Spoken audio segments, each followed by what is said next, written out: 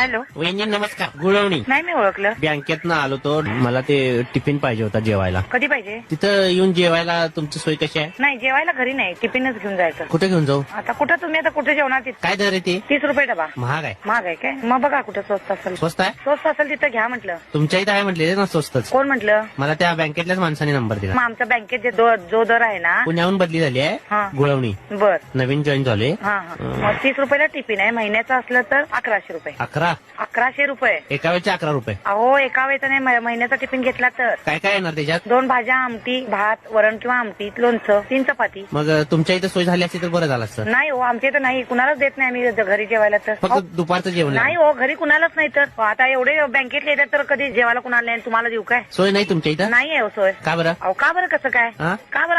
आमचा प्रॉब्लेम आहे ना तो. काय प्रॉब्लेम आहे? हॅलो, आता फोन लावला होता, कट केला. होय होय. अहो महिन्याचे 900 रुपये होते ना.